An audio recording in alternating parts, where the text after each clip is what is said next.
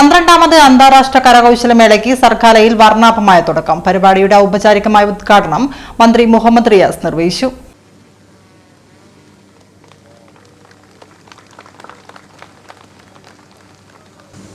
മലബാറിന്റെ സാംസ്കാരിക പൈതൃകം മുഴുവനായും അനുഭവിക്കാൻ കഴിയുന്ന സങ്കേതമായി സർഗാലയെ മാറ്റുക എന്നുള്ളതാണ് ലക്ഷ്യം. സംസ്ഥാനത്തെ ടൂറിസം വകുപ്പ്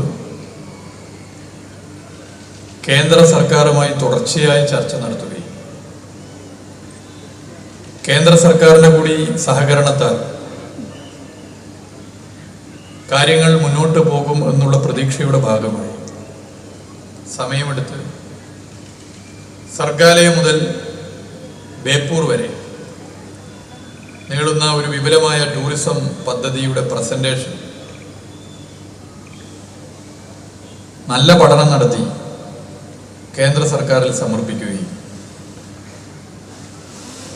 കേരളത്തിലെ ടൂറിസം വകുപ്പിന്റെ ഉദ്യോഗസ്ഥർ ഡൽഹിയിൽ ക്യാമ്പ് ചെയ്ത് കേന്ദ്ര സർക്കാരിന്റെ ബന്ധപ്പെട്ട മന്ത്രിയുമായും ഉദ്യോഗസ്ഥരുമായും ഒക്കെ ചർച്ച ചെയ്യുകയും ചെയ്തതിന്റെ ഭാഗമായി സർഗാലയ മുതൽ ബേപ്പൂർ വരെ നീളുന്ന വിപുലമായ ടൂറിസം സർക്യൂട്ടിന് 95,34,000 രൂപ അനുവദിച്ചു എന്നുള്ള സന്തോഷ വിവരം നിങ്ങളെ പ്രത്യേകം അറിയിക്കുക. 95 കോടിയാണ്, മാറിപ്പോണ്ട, ചില്ലറ മാറ്റല്ലേ ഉള്ളത്. 95 കോടി, ഏറെക്കുറെ 100 കോടി രൂപയുടെ ഒരു പദ്ധതി. 15ഓളം വിദേശ രാജ്യങ്ങളിൽ നിന്നും 25ഓളം സംസ്ഥാനങ്ങളിൽ നിന്നും എത്തിയ കലാകാരന്മാർ കരവിരുതിൽ തീർക്കുന്ന മഹാത്ഭുതങ്ങൾ മേളയിലെ വേറിട്ട അനുഭവങ്ങളാണ്.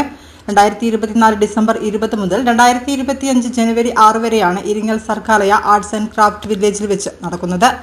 നിരവധിയാർന്ന പരിപാടികൾക്കൊപ്പം മലബാറിലെ ടൂറിസം രംഗത്തെ സാധ്യതകളെ മുൻനിർത്തിയുള്ള ആശയ സംവേദനത്തിനും ഈ വർഷത്തെ അന്താരാഷ്ട്ര കരകൗശലമേളയിൽ തുടക്കം കുറിക്കുകയാണ്. ഉദ്ഘാടന ചടങ്ങിൽ രാജ്യസഭാംഗം PT ഉഷ അധ്യക്ഷത വഹിച്ചു. ULCCS ചെയർമാൻ പാലേരി രമേശൻ, പയ്യോളി നഗരസഭാ chairman VK Abdurahman, NABARD manager V Ragesh, handicraft assistant director doctor Saji Prabhakaran, Sargalaya general manager TK Rajesh, KKN Kurup, Kottakkal Muhammad Ashraf, MP Shibu, KT Vinodan, Kolavipalam Rajan, K Sasidharan, Madathil Abdurahman, AK Baiju, SV Rahmathulla, UT Kareem, KK Kannan എന്നിവർ സംസാരിച്ചു.